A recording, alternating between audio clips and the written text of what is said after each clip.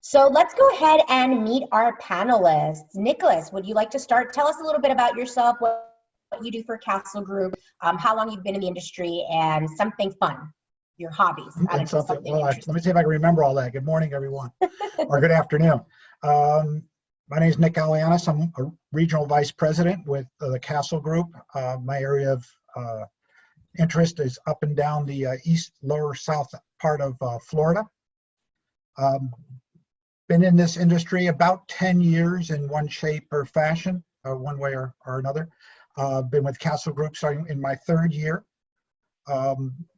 Great job to have, especially challenging right now with everything that's going on with COVID. And happy to be here as a member of this panel. Thank you, Nick.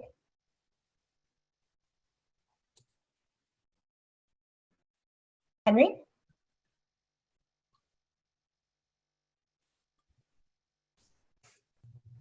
Sorry about that. My name is Henry Dow. I'm with the Water Restoration Group. We've had this company for 15 years. We specialize in water restoration, mold remediation. We do asbestos abatement and a little bit of construction. We service the Tri-County area. And I'm very honored and happy to be on this panel with you guys. Thank you. Thank you so much. Brian, take it away. All right, my name is Brian Street. I'm Vice President of Business Development for M2E Consulting Engineers. We're also celebrating our 15-year anniversary actually today, which is very exciting. We are basically a forensic style engineering firm in which we research and investigate concrete restoration projects, mechanical equipment failures, 40-year recertifications, roof failures, things like that. So a lot of the construction projects that go on in the South Florida marketplace, we can help set up your scope of work for painting projects and any major issue that your building may have, from developer turnover, and if it's a brand new building, to, as I mentioned, the 40-year recertifications, 50-year recertifications, things like that. Great, thank you so much. So I'm very excited about this panel because everyone here has been a service provider or on the property management side in one way or another. So I think we're all pretty knowledgeable when it comes to vendor management, and as a vendor, how we show up properly for our associations. And what these expectations are. And I know, Nick, you mentioned that there's quite a challenge right now with COVID-19 because there's all these unprecedented factors, right? And we've had to pivot and adjust and meet the demands of our residents and of our board members. And I think all in all, the industry has done a really great job at delivering. So without further ado, let's talk a little bit about our agenda and get started. So we'll go over, the changes during COVID-19, what we're seeing now in the market, vendor vetting, the bidding process, which can be rather tedious. So we have some advice as to how to make that easy for you and things to look out for and things to ask. Financing the projects, right? That's super important because we can have all these grand ideas as to how we want to improve our properties, but granted, if we don't have the money for it, nothing's happening. So we have some insight as to how you can finance those projects. And finally, if you have any questions and answers, we'll have a portion where you can freely ask, and our panelists will be more than happy to answer. So let's do a brief overview, right? What are the changes that we're seeing during COVID-19? And this is kind of a general question for all of the panelists. What are you seeing that's different? What happened pre-COVID and what's happening now in your perspective industries, and also Nick, on our sites? What are we seeing? The biggest change has been the impact to the resident services at most associations, whether they be HOA or towers. With the different levels of closure that have been announced by the government, that has forced us to look at amenities. Sometimes we either reduce access or close down amenities like pools and gyms and rec rooms and common areas that really do impact the residents. And we try to find that balance of being able to go in, address the concerns of both the residents and the staff, bring in new protocols for cleaning so we can open some of these amenities, but that's probably been the single biggest impact to us as we manage our communities. And I'll step in from the vendor side. For us, it's been jobs take a little longer to do. You have buildings limiting the amount of people that can go in an elevator. That limits the size of the crew that you can send, at one time up to do the work in units. And then just the level of care that you have to use, working with masks, the amount of cleaning that you have to do when you're done, and that type of stuff. So for us, it's been a lot more time consuming to get a normal job done. And then, just getting each different building has their different requirements as to what they want done in their building, or how they want things handled, or how many people they'll allow in an elevator, and that kind of stuff. So it's just adjusting in that way. So it's not an extremely bad thing, but it's a learning curve. Yeah, I agree, Henry. From our engineering standpoint, when we go onto a property, it's making sure that we have not only our internal safety protocols in place, but understanding what's happening at the site, at the building, what's management's safety protocols, and having that extra coordination. Is it just wearing a mask, or is it a full hazmat suit? A lot of times we're going into units to inspect balconies, concrete, water intrusion, things like that. So now you're impacting individual residents and their home. So ensuring that we take their safety as a priority, and our staff safety, in all fairness, because all staff are, everybody's interacting, trying to stay socially distant, and making sure that we are getting the job done as fast as possible, but with taking all of our COVID protocols into place. It's so important right now to show that we value not only our teammates, but the residents that we're impacting. And if it's an emergency type situation, or if it's a ongoing construction project, how do we need to constantly adapt and communicate to both the residents, the board, and management. Great. So you mentioned safety precautions. So do you have certain examples, things that you're doing now that you weren't doing before? Well, it's definitely, as it pertains to, from our standpoint, from the engineering standpoint, what our staff is coming to the site with. We're doing daily temperature checks.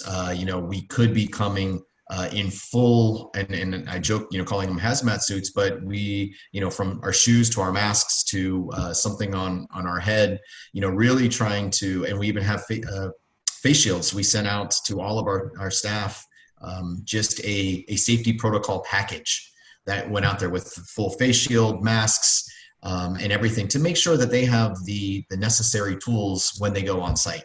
And that also adds, especially in their South Florida heat, that adds another layer of complexity with the heat involved if they're up on a roof, if they're doing inspections, to make sure that they stay well hydrated, and really making sure that they're taking all necessary precautions. So as Henry mentioned, it's taking a little bit longer, but I think it's most important that we're valuing the health and safety of not only our staff, but the people we're encountering.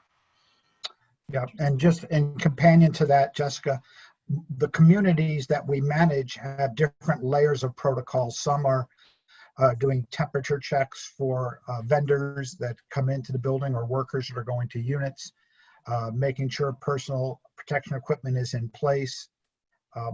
All types of activities that before this all happened were not being considered. And I think Henry said it best. It does add time to the entire process of not only accessing people, but having the work done. Mm-hmm. Yeah, absolutely. I've been, when I do my site visits, I've been seeing different associations. They have these different protocols in place. They're implementing all these new technologies. It's just interesting that, we've never had a pandemic like this before. And then all of a sudden you see all these different tools in the market that are helping us move along. So that's really been great in keeping us safe. So should my association wait until COVID has cleared before beginning a new project? So this just came in by one of our viewers, and I think it's pretty relevant, right? Because I think, especially at the beginning, like in March and April, what I saw was that the board members and the residents, like their first instinct was to wait on everything and just put everything on hold. and I'm seeing that relax a little bit. So what do you guys think? Should we wait a little longer, which is kind of indefinite because we don't know when this vaccine is going to come out, or should we just take our safety precautions and do it as we go? You know, I guess it depends on what you're talking about. If it's a nice to have, like they want to redo some fixtures or do some cosmetic things that aren't necessarily life safety type of activities or structural activities, I think that's one category. But I would tell you that if you have repairs that need to be done, we know that you know, bad news doesn't get better with time. If you have a concrete restoration, if you have a pool that's starting to show falling and rust, if you have balconies or post-tension cables that need attending to, those get worse over time. And I'm going to defer to Brian as he can talk to the engineering perspective. But I think overall, moving forward with projects that are needed can be done safely, but really in most cases should be done. Definitely, Nick. If all those examples that you just brought up, the concrete spalling, a pool leaking, they should not wait. Concrete is not going to heal itself over time. So you should take the time, call out an engineer and an expert to take a hard look at what's causing it. And so that you can get them fixed now. And now's a great time to do it. Your board's in session, they're having meetings even virtually. And so now's the time to really focus on those projects. If you have concrete spalling, it can turn into not only just a issue for the building, but if chunks of concrete fall off of your building, they can actually be a life safety matter from falling from a high story balcony. So you really want to look at where these issues are coming from. If it's a water intrusion issue, we're in South Florida, you know, the environment down here is very caustic to the various building envelope components from your roof to your stucco, and which basically help keep the water out. Or if it's an internal, say a pipe break, and, you know, and I'll let Henry kind of chime in, waiting for to have that, you know, cleaned up and really repaired is only going to be severely worse with the buildup of mold and mildew and everything else, all the other growth things. So waiting is just not a very good idea. As Nick mentioned, you know, if it's more of a cosmetic, more of an aesthetic, you know, it's time to update our club room or our foyer, then maybe that could hold off and focus on your bigger ticket items that are for the life safety. The cities are not going to stop sending out their 40 or 50 year recertification notices if you're in the Broward and Miami markets. So they're still going to send those letters out, and you are still going to be responsible for those. Yeah, I'll just piggyback. I mean, I agree with everything you guys have said. There's no sense in waiting. At this point, at the beginning, it was like life came to a standstill. But I think in general, my experience has been that most associations have realized that this is just, you know, this is life and this is what we have to deal with now. And everybody seems to have kind of moved on, and they're doing the projects, and we're just using the precautions that we talked about earlier. And actually, I think it's a great time for associations to think about these bigger projects because of the financing costs that are in the market nowadays. So that's my 2 cents on that. Mm-hmm. Yeah, and Henry, I don't think you really have a choice, right? Because you're an emergency vendor, so I don't think anyone could really hold off on addressing the kinds of things that you work on. But I'll tell you what I'm seeing too is that even these smaller aesthetic projects, because the club room is closed down, because the gym is closed down, they're like, hey, it's not being used. Why don't we refurbish it now, right? Where it's going to be minimal disruption to the residents because they're already indoors. So even the smaller projects, I'm seeing a lot of associations take advantage of just, you know, the times and turn it into a positive. And then by the time things do reopen, you know, the residents are going to get this brand new gym or a new deck or something like that, which I'm sure will be very welcomed after all these months of uncertainty and just, you know, major change. Mm-hmm. That's an excellent point. So, yeah. So let's go into the vendor vetting process, right? So, you know, I was born and raised in Miami, so I'm totally allowed to say this, but out of all the different territories, I would say that Miami gets a little iffy when it comes to vendor vetting, right? Like you think you're dealing with a certain kind of company, and then you dig a little deeper and they're not who they say they are. And I will definitely say that in my hometown, I see that more often than not. So I think that this is a very important topic that we should discuss, right? And I know Nick, Castle Group, we are vendor agnostic, but this is, we cannot compromise on this. We only work with vendors who are reputable in the industry, who have a great reputation, and things of that nature. But let's say it's a self-managed building, right? And they don't have a management company to guide them. We need to talk about what sort of suggestions we give to them to make sure that their on-site team is vetting the vendors properly, whether it's a big project or just a daily vendor like a pool vendor who comes every week. So let's start with references, right? What questions should we ask when we're checking references? For me, the first thing is past performance and references of properties where they've done jobs. That can often be one of your best leads on how any given company can perform. Absolutely. I mean, we do that all the time. I mean, we will actually provide references for our services. So if we're doing a overall property condition assessment, which is where we look at every component of the building all the way down, you want to make sure that the company that you're hiring is an expert in that field. And so the only way to prove that is to go and talk to some of the past projects that the engineer and or contractors have worked on, because you're going to get a real good feel. Were they attentive? Did they communicate properly? Did they show up when they said they were going to show up? I think that's probably the hardest thing that I've noticed down here is when you say you're going to be at a meeting, you actually attend the meeting and show up.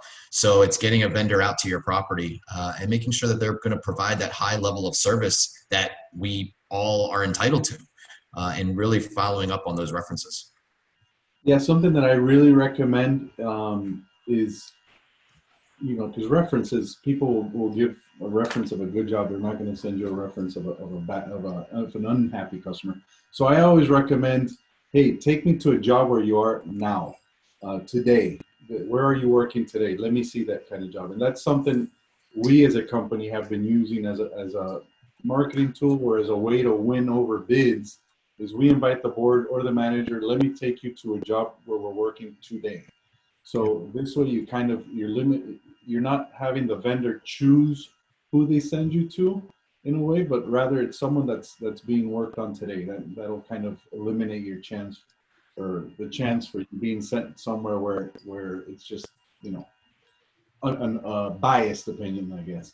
So I always recommend that. Go to a job that's being worked on today, and I think that's very helpful. Yep. Companion to that, and Jessica, I don't know if this will be the next part of the question, is, we do an extensive vetting of the background of any vendor. We make sure they have their licenses, all their insurances are up to date. The insurances, if they do get jobs at our property, have the property identified for losses. That's all very important as well. Yeah, I know that some management companies probably have some systems in place where they do that vetting automatically. But my suggestion would be for maybe a self-managed property, or one that doesn't have as much support, is make sure that you call that insurance company. Make sure that what the COI says is actually what it is. Sometimes Henry, and I think you taught me this, right? That certain vendors could be say that they have a certain coverage, but it's only for a mid-rise opposed to a high-rise, and there's differences in the insurance coverage, and God forbid something happens in your property and you actually weren't insured all along. Isn't that correct, Henry? Can you expand a little bit on that? Yeah, that's correct. I mean, what you see a lot is when you've got these, I would say, fly-by-night companies, and the building asks for certain language or coverage on the certificate of insurance, and within 30 seconds they have that fax sent to them with the new information, and it's people are altering these certificates of insurance, and sometimes you can have a limitation. For example, you're not allowed to work on any building 4 stories or more, but that's never going to appear on your certificate of insurance. So it's always recommended that when you're looking at these vendors, you definitely call the producer of the certificate of insurance, verify that this certificate was issued by them, and verify that they are insured to work in a building like the one that you are, asking them to work in. Great. And are there any like scenario-based questions that you feel you would ask a vendor? So for example, if I'm on site, as a manager, I'm sure someone could come in, they could give me a wonderful resume, these great references, like you say, they interview well and things like that. But are there any scenario-based questions that I can ask that will help me really see if they're capable of doing the job? Yeah, I would say, who's going to be managing my project? Who's my point of contact? Who's going to be on site during this project? Who can I expect to be here the whole time?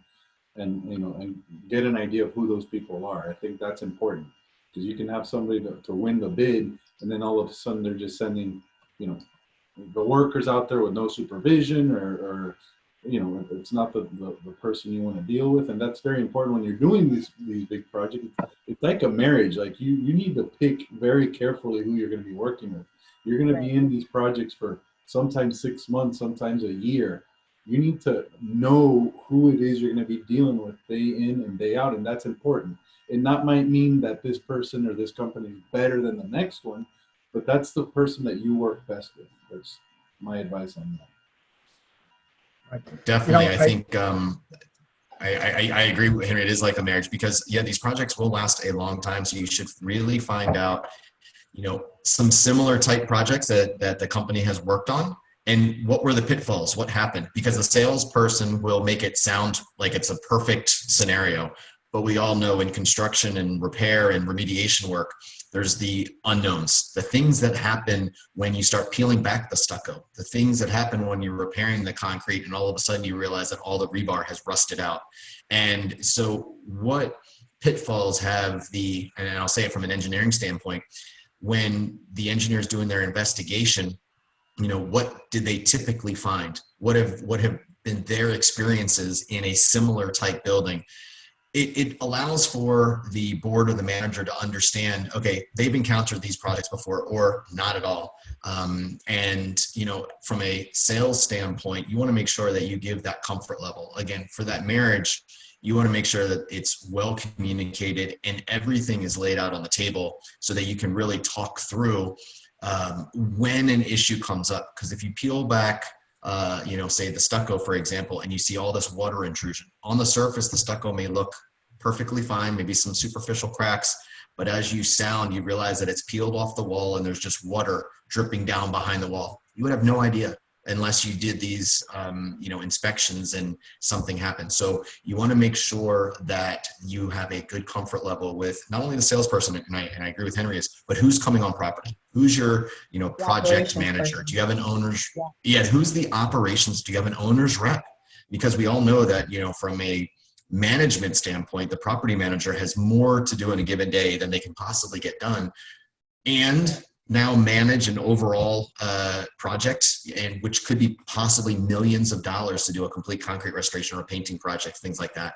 So you really want to make sure that you have all the systems in place, and the company that you choose for either from a big project to a little project becomes an advocate for the association. It's not a fly-by-night company. They truly become your partner.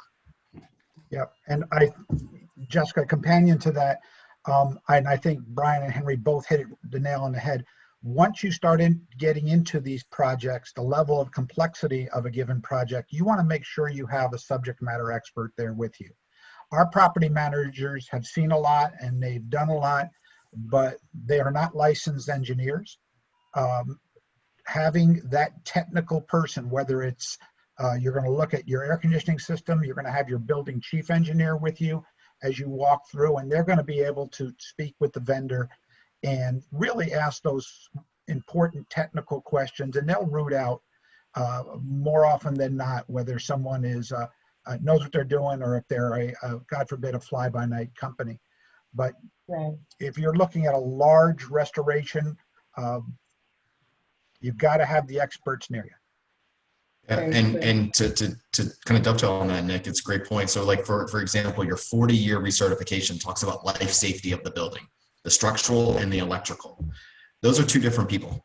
They're not, a structural engineer is not an electrical engineer. I'm a civil engineer. I can look at underground and drainage, water, sewer, but I would not opine on electrical. I'm going to bring an electrical engineer, a licensed electrical engineer, to really take a look at that component. So again, somebody may say, I'm an engineer, but that is such a very broad division that you really want to kind of pinpoint what type of engineer, how are they going to deal with things that come up on the electrical side if they are more structural. So you really want to make sure that, and I agree, having your building maintenance supervisor join in on those meetings. They see it from a different standpoint from the manager and the board. So you want to really add as much, and again, find that partner.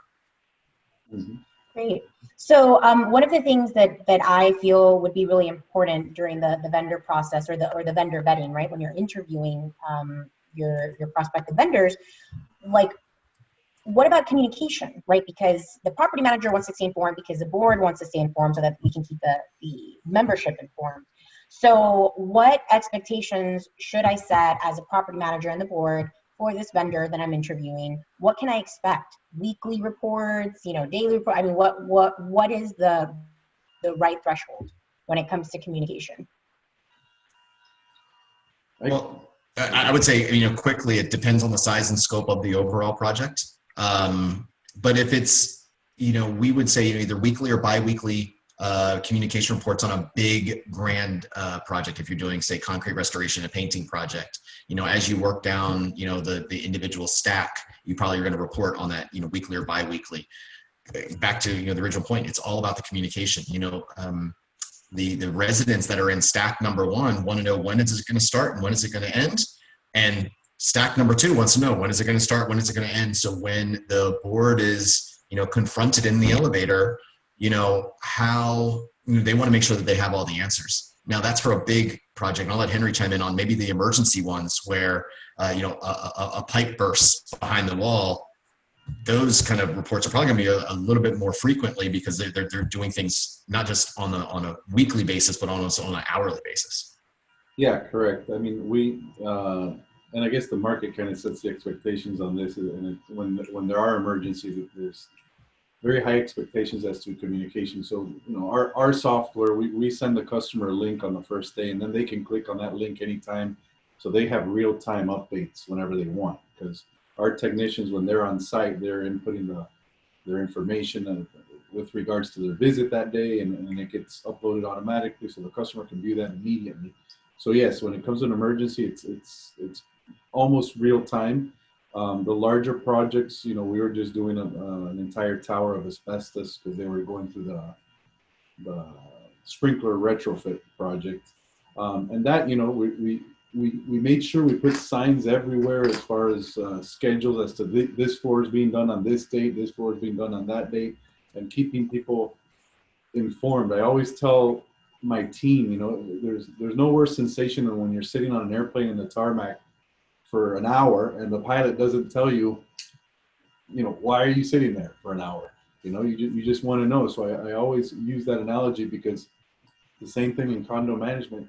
You have so many people wanting to know what's going on, and you have a manager that has to answer to them, and that manager needs to be kept informed as much as possible. So my answer is always as much as possible, but yeah, I think in a larger project, once a week, I think is acceptable.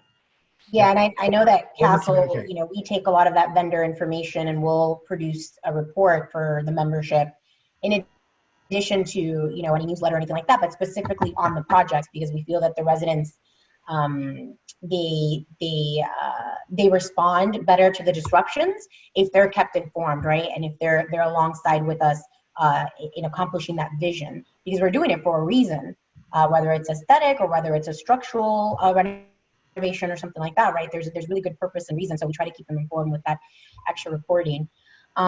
So one more thing before we move on to the actual bidding process, but what checks and balances do I need to have in place to ensure that these vendors live up to the contract?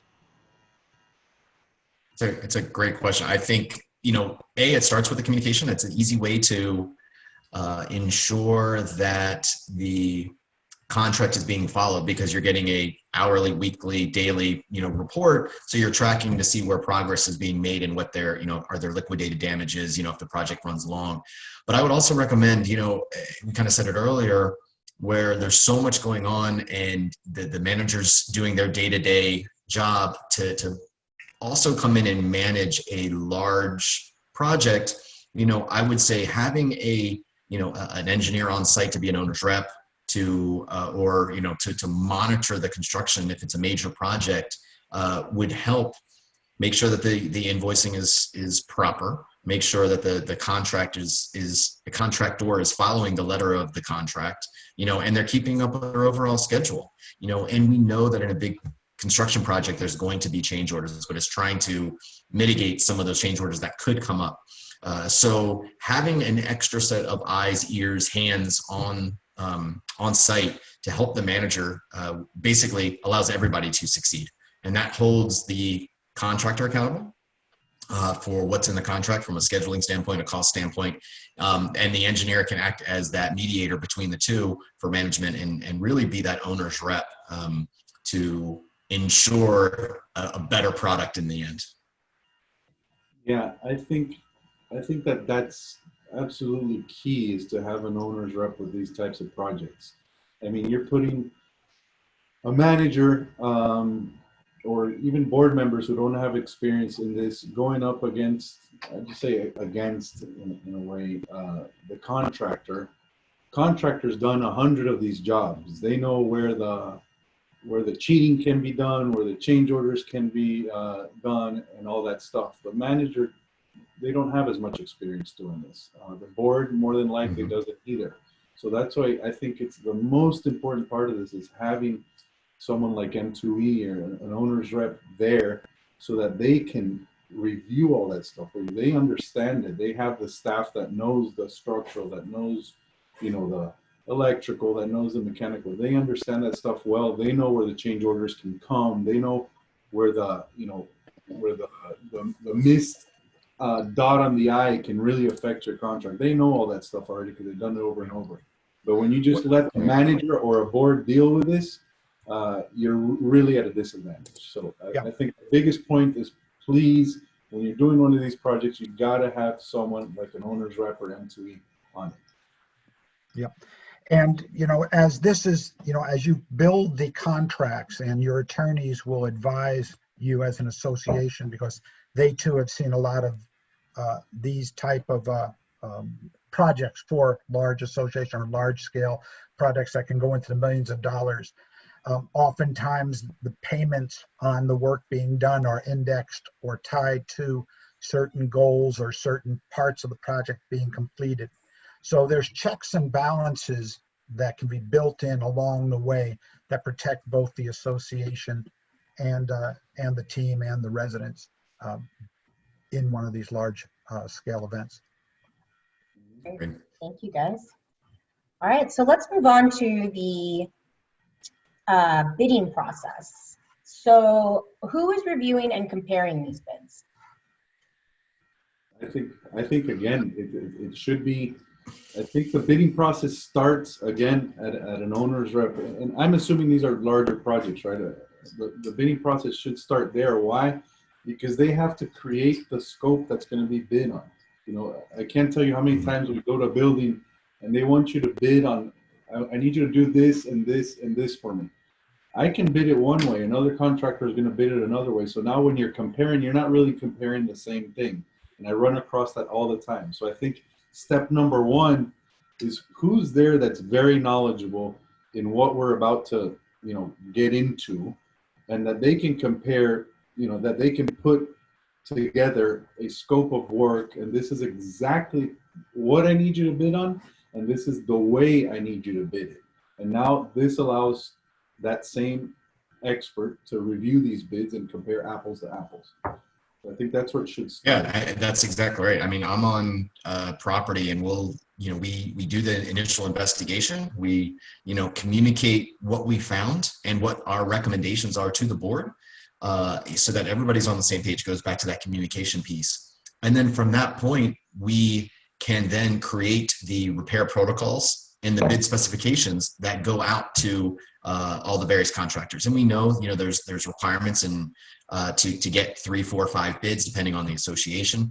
And you know, we know the good contractors, and we know that the contractors that may not be so valued in our marketplace. So we're able to really compare and contrast the contractors that will be doing the work and hold them accountable.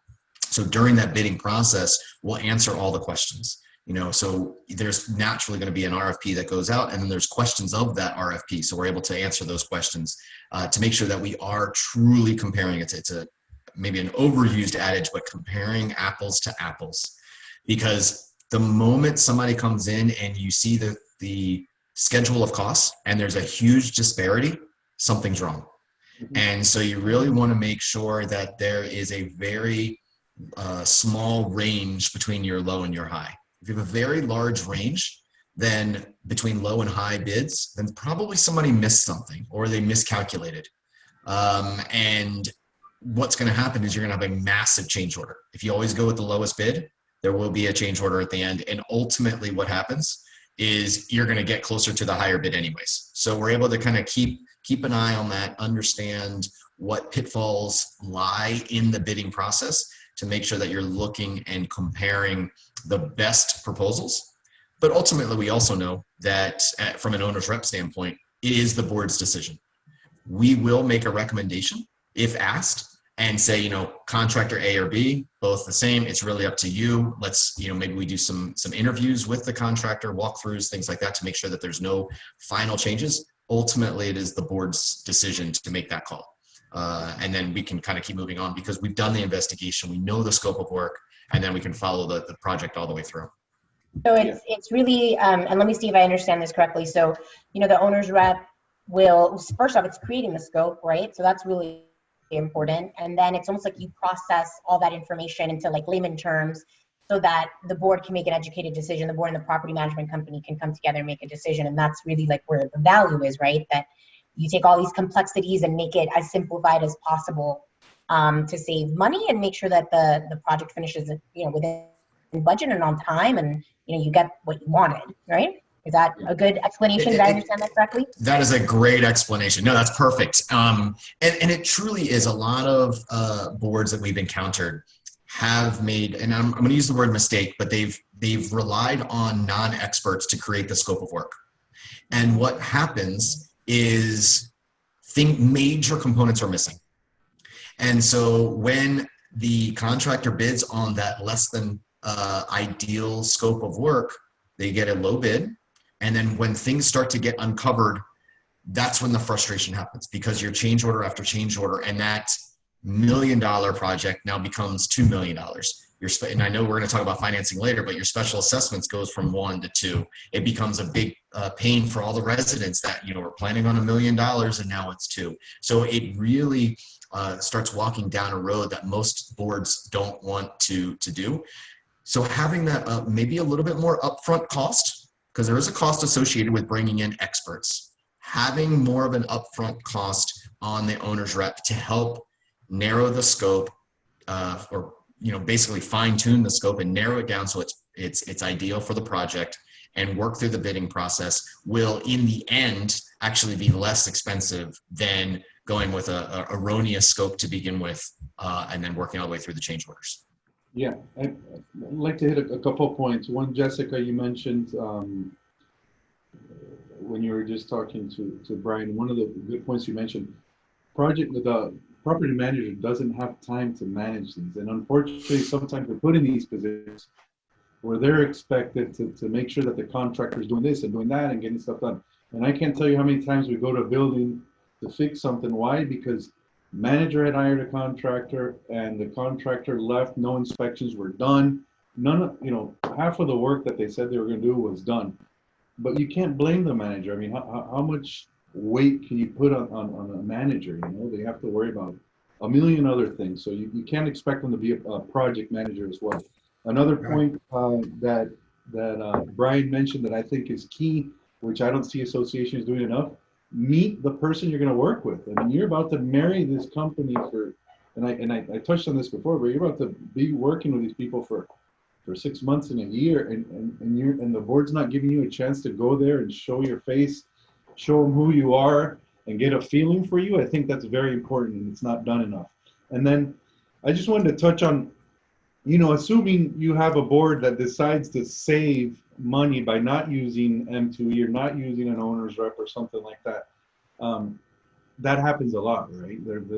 They think they're going to save money. They don't want to spend the money on the owner's rep. So for those people, I think, the advice is just make sure that you provide the scope of work, as well as it. But then what's most important, since you've provided that scope of work, and now the contractors who really have the knowledge are going to be asking you questions, all those questions need to be directed to everybody bidding the project, because that's where you as a manager are going to be a little bit protected, because you're going to see the question from contractor A get answered by contractor B and such, and that'll kind of help you in a way to guide you towards where you need to get. Obviously, ideally, I think you should have an owner's rep, but I know many managers don't have that luxury to get that done. So I think that's very important, that the communication is done between everybody always. So how do you mean, Henry? Like if you have RFP questions, to make sure that you ask every vendor who's bidding the same questions? Yeah. So for example, if you're a manager where your board does not go with the owner's rep, then you're going to send the bidding process out. You have 5 contractors bidding. You want every time that a question is asked, that every single if a contractor is asking a question about the bid, that every single contractor sees that question and that they answer it as well. The answer. Yeah, exactly. This way, all the contractors have seen all the questions, that have answered all the questions, and that's going to kind of help you. It'll help guide you through this project as well. Because if you're only having unilateral discussions with one contractor, you might not be getting the full story. Right. You can't compare the different answers. So maybe someone gives you insight that you didn't know before because you have just the one conversation with the one vendor. Okay, I understand what you're saying. Yeah. That makes a lot of sense. Very important. Yeah. Great. So my next question, how do you balance what you want versus what's practical and safe? Because I'm sure, Nick, you can attest to this, right? We probably get all these wonderful requests from our boards, and they want all the bells and whistles, but then when we think about it in practical terms, it's a little more complicated than that. So how do we balance that? Well, I think you look at the must-have, and if you're dealing with life safety issues, those will percolate quickly to the top, and that's your must-have, and you assign a cost to that. Then there's the nice-to-have. As you start to add on those costs, every board that I've ever been associated with starts to sober up very quickly, if that's a good word to use, once they start seeing some of the cost of using imported marble from Italy versus maybe another product that may not be as have the pedigree, but still will do the job. It's incumbent upon us as the management team to put the information in front of them. At the end of the day, we, the managers and the management company, do not sign the contracts with vendors. That's according to Florida statutes, that responsibility falls to the boards. And so all we can do is give them all the information, all the background that we can to help them make that right decision. Yeah, and you see it a lot also as when designers are involved, right? I'm sure, Brian, you run into this, that they want, for example, we did a property where we did, I think it was like 16 bathrooms or something, and the designer wanted this beautiful stainless steel tile on the walls, but these are bathrooms that you have 3,000 kids during the summer running in and out of. So you're about to spend, I don't know, I think it was like $26, $28 a square foot on stainless steel tile, but that stuff's not going to last. So the designer has a great idea of how this would look pretty, but then your owner's rep or your engineer is going to say, wait a minute, this is the wrong place to put this kind of material. Right. And also the maintenance of it, right? So you're looking at polishing that stainless steel. And a lot of the developers down here, yeah, it is true. A lot of the developers maybe from, somewhere outside of Florida don't really understand the environment that South Florida brings to a new building. Your salt, if you're on the coast, your saltwater interaction with your mechanical equipment, with the products used from a tile and paint and furnishings. So what we're able to also do is like a plan review and say, okay, well, I understand where you're trying to go with this, but here's what's going to happen when you have a stainless steel, here, or this type of cooling tower, or this type of piece of mechanical equipment in a room like this. You're facing the ocean, and that means your onshore flow is going to have just nothing but saltwater intrusion, and it becomes these issues. So you're going to need to put up different barriers for what have you. So it goes back to, I think, our first slide. It's all about the overall communication. Ultimately, it's the board's decision, the designer, but getting you as a board need to have all the experts' opinion laid out, and then the board makes a decision based on what their experts are presenting. Yep. Agreed. So like Jerry Maguire says, right? It's Jerry Maguire, show me the money. So we have all these great projects that we want to do, but we need to figure out how to pay for them. So Nick, I know for us, right, the board comes to us, and because managing also has that that consultative part to it, right? We need to come with recommendations as to what the board, what are the viable options for the board. So what are some of the financing options that you're seeing now for the association so that they can fund these projects? It's interesting with this COVID has come some interesting results in the financial world. One is that, unfortunately, associations have money set aside in conservative investment vehicles, which they'll want to do up to the $250,000 maximum government coverage, are not returning a lot of money on that investment at this time. So perhaps going in and looking at those reserves, pulling those reserves out to use against the projects now is not a bad thing. Also, along with that, the cost of borrowing money has dropped dramatically. You can get lines of credit or fixed rate loans down under 4%, sometimes closing in on 3%, depending on your relationship with your banking organization. Depending on the project, you could start out with a loan of credit or a line of credit, and draw on that with the understanding that you could turn that into a fixed rate loan further down the road. Do you want to do a special assessment? Do you want to raise your fees to cover the loan payments? We could do an hour seminar alone on all of these specific items. Great. But the reality is that, with all the different options, there's no need to probably wait, right? There's definitely, yeah. No, the monies are there now. The monies are money there. Is cheap. It is cheap to borrow. So, and these projects that we're talking about are not, tiny projects. Could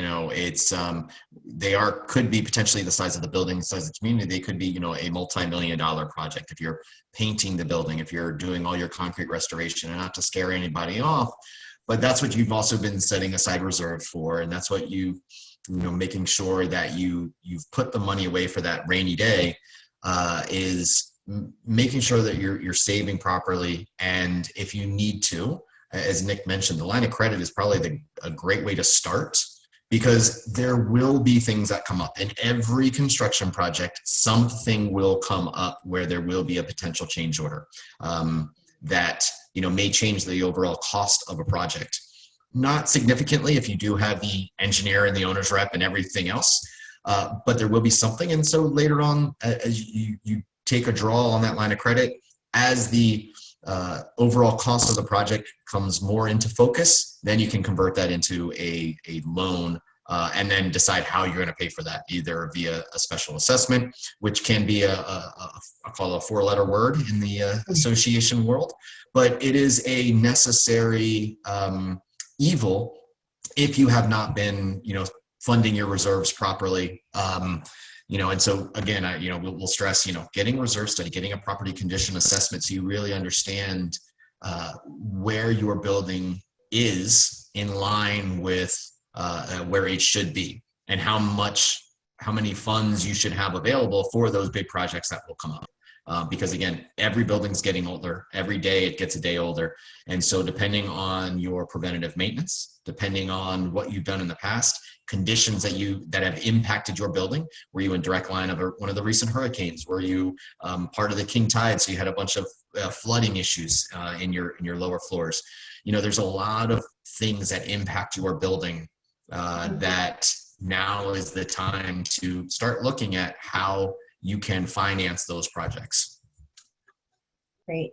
And speaking of reserves, so what kind of projects are covered by reserve funding and which are not? Well, you have the big three in the reserves, right? Pavers, pavement, and paint, or roof paint, and the driveway or pavers. If you're doing a pooled reserve, you can go after those major components, anything from HVAC to concrete repair to any type of item that is on a repair schedule, and that'll be revealed in your reserve study that hopefully each property has. Great, thank you. And I have a question here from one of our, which is interesting because we're about to go into the question and answer portion of the webinar, but they're asking, if we don't have adequate reserves, what recommendations do you have for us to get us there? Well, I would say from my experience, you should definitely have a reserve study or an overall property condition assessment with reserve calculations. And the big difference is simple. A reserve study will give you, an actuarial table of how long a component should last. For example, a cooling tower should last, say 20 years. What that doesn't take into account is some of the stuff we just talked about, proximity to the ocean. If I have a big tower and I have a cooling tower in, say, western Broward County versus on the water in Broward County, they're going to be impacted differently, which means the useful life is different. And that's why a lot of the reserve studies you may have seen have a range. So what the property condition assessment will do is take a look at how things have been maintained. If you've gone through a lot of different building engineers, things have been maintained differently throughout. And the requirements of how to maintain those items have changed. A long time ago, you used to have to change your car oil every 3,000 miles. Now, because of the synthetics and the different oil products, it's every 5,000 or 7,500, depending on the type of car and the type of oil. So things change over time. You don't have to keep doing the same 3,000-mile oil change. So if you don't have proper reserves, I would say get a good baseline. Where do you need to be? And then you have those choices of how you're going to fund to get there. And similar to what we just talked about, and I'll let Nick chime in on how to get there. But I think overall, you got to have the data to know where you need to be. Right. And once you have that data, you can start making those decisions. If you've been at a property, and this happens a lot with our older communities that have either deferred maintenance or deferred reserves as a choice each year, and that has to be a voting choice by the total voting interest of the association, that they're not going to fund reserves or they're going to underfund reserves. You have to look at their history and said, okay, what did you do when you had a major repair? Did you do a special assessments? Properties sometimes make the conscious decision to keep their fees low, not to fund reserves, with the understanding that when a project does come about, they have to look for alternative means of finance. Interesting. Great. Okay, so I have another question here, and this is regarding conflict of interest amongst vendors. So I'm not really sure what they mean, but I'm going to assume that maybe there's a conflict of interest between the board and the vendors, or the board or the management company and the vendor. So how can we mitigate that, those conflict of interest when it comes to the vendors? Well, speaking for Castle, we like to use the word agnostic. We are vendor agnostic in that the vendors that we work with, that we would bring to an association, we vouch that we have worked with that vendor before. They have the licenses, they have the insurance, the past performance to do the job.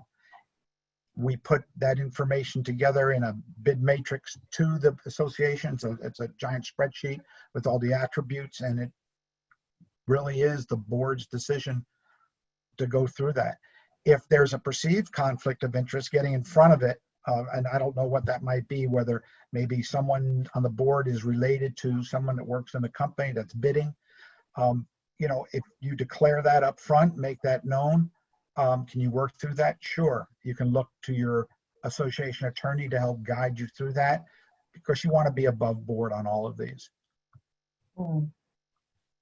And Brian, I have a question for you regarding that conflict of interest. So sometimes, an association will hire an engineer or, an engineer, and then they get to choose what GC they're using and what vendors they're using. So, I mean, would your company intervene and just make sure that those subcontractors are also meeting requirements, or how do you mitigate that situation? Well, that's a great question. I mean, obviously, we've done a lot of work in Florida, and so we know the good vendors and we know the bad GCs. The good GCs and the bad GCs. So our philosophy is very similar to Castle's as it pertains to being vendor agnostic. Now, what we will do is make some recommendations. Here's 2, 3, 4 different contractors that have done good work, and they're trustworthy. And so, but ultimately, as Nick mentioned, it's the board's decision. So we will not select an individual to do the work. That is ultimately the board's decision. What we will provide, though, is in that scope of work and everything. Here's 3 or 4 good contractors that have done this work before. We've vetted them. They've been on other projects that M2E has been the engineer for, and they've worked with. Say it's a waterproofing material. So they've worked with this type of waterproofing material in the past and they have experience. So we try to bring all of our expertise to the board and give them as much data and information as possible to make so the board can make an educated decision. But I would be leery if you're a board member that the engineer is only bringing you one contractor. That means there's probably a conflict and there's probably some, something going on under the table if they're only bringing one. And if they are, they better have a really good reason why, more so than just, they do a good job. They should bring other contractors. Right. Excellent. Thank you, everyone. Well, we have 2 minutes left. So this concludes our webinar portion. So I want to give a special thank you to M2E and WRG, and if you'd like to give your closing remarks now, it's now or never, boys, so go on. Henry, I'll let you go first. Okay. No, I just wanted to say thank you for having me on, Jessica, Nicholas, and I enjoyed speaking with all of you, and I hope this was useful to everybody. You've got my number, email, any questions anybody has, feel free to call or ask. We don't charge for questions or answers. So thank you very much for your time. I would echo those comments, Henry. I really want to thank Jessica and Nicholas and Castle and Henry for having us on as the engineer. Going back to the original topic of this, should we start these projects? And all I can say is definitely get started on the project. Your buildings need all the help that they can get through.